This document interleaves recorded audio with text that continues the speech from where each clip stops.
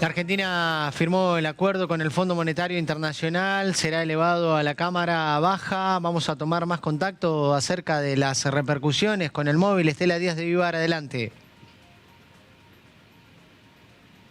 Exactamente, muchísimas gracias, Sebastián. Conocida esta noticia por integrantes del mismo Fondo Monetario Internacional desde Washington. Y bueno, en principio, recién, Sebastián, en 4 años comenzarán entonces a pagarse estos créditos que suman 45.000 millones de dólares. Álvaro Gabás, economista, buenas noches. Bueno, tu reflexión, ¿cómo estás? Hola, buenas noches, un gusto saludarlo.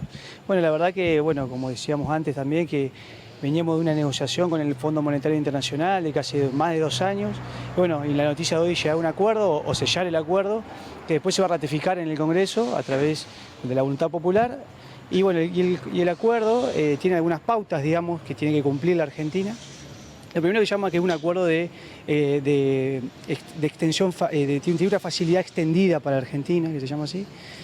Y tenemos que cumplir ciertos requisitos. La primera es que tenemos que reducir el déficit fiscal. Argentina tiene que reducir en el año 2022, en este año presente, al 2,5% de déficit fiscal respecto del PBI, así se mide.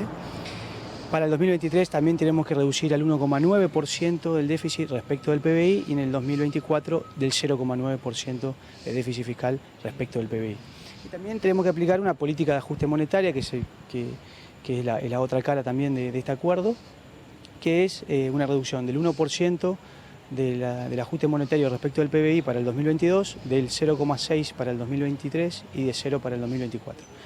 Y bueno, y este acuerdo lo que buscó el gobierno argentino y que fue ratificado por el Fondo Monetario Internacional es que recién vamos a empezar a pagar a partir del año 2026. Nos da un pulmón, un respiro de 4 años y es un plan de 10 años, es decir, que se sella hoy en el 2022, pero dura hasta el 2032. Y obviamente que el Fondo Monetario Internacional viene a hacer una serie de auditorías que son trimestrales, son 4 por año, durante estos 2 años, primero estos 2 años y medio hasta el 2024, para después sí confirmar o ratificar o seguir con este acuerdo, convenio o este plan, tanto fiscal de la provincia de Argentina como del Fondo Monetario para hacer las auditorías. Álvaro, ¿qué exige en principio el Fondo Monetario respecto al tema subsidios? Tan preocupante esta cuestión. Sí, primero que tenemos que ver la letra chica del acuerdo, recordemos que se va a enviar al Congreso, pero lo que plantea es una reducción del déficit fiscal, como te señalé antes. Y bueno, y una reducción de los subsidios del sector público, digamos, los subsidios que hace el gobierno, tanto de cualquier tipo de servicio, energía, gas, transporte, que son un porcentaje importante dentro del presupuesto, pero plantea una reducción acorde a la planificación que se había planteado. En ese marco, el presidente anunció en la apertura de sesión ordinaria una reducción que va a ser por menos que la inflación. Eso es lo que planteó por lo menos y lo que uno tiene que empezar a creer desde el principio, si no este acuerdo obviamente no va a llegar a un buen puerto. Estela. Se esperan debates, bueno, álgidos, ¿no? Seguro, creo que siempre que esté el Fondo Monetario Internacional controlando las cuentas públicas, siempre lleva estos debates.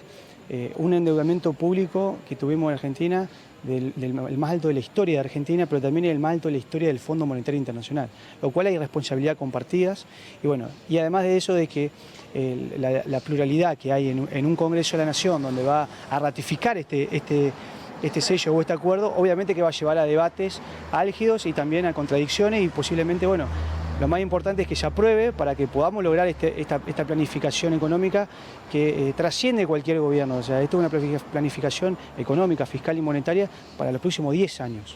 Sebastián, ¿alguna pregunta decías recién? Sí, quería preguntarle qué va a pasar, porque el presidente afirmó que no va a haber reforma previsional ni tampoco laboral. ¿Eso queda escrito, queda sellado en el acuerdo? ¿Qué pasa con la reforma previsional y laboral? Como anunció el presidente, ¿esto quedará sellado en el acuerdo? Pregunta Sebastián Gallego. Sí, bueno, en principio sí, porque lo anunció en la apertura de sesiones ordinarias.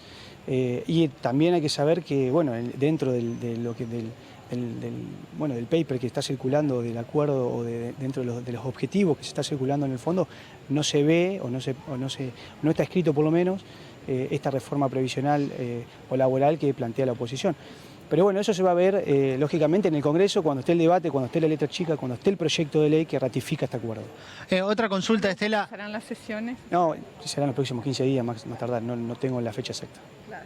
Sí, Sebastián, te Sí, escuchamos. sí, hay gran expectativa por el precio de la soja, el aumento de los commodities, todo ese ingreso que llegue a la Argentina no se va a poder invertir, va a ir para reducir el déficit. ¿Eso también quedó firmado dentro del acuerdo? ¿Qué va a pasar con el aumento de las commodities de la soja?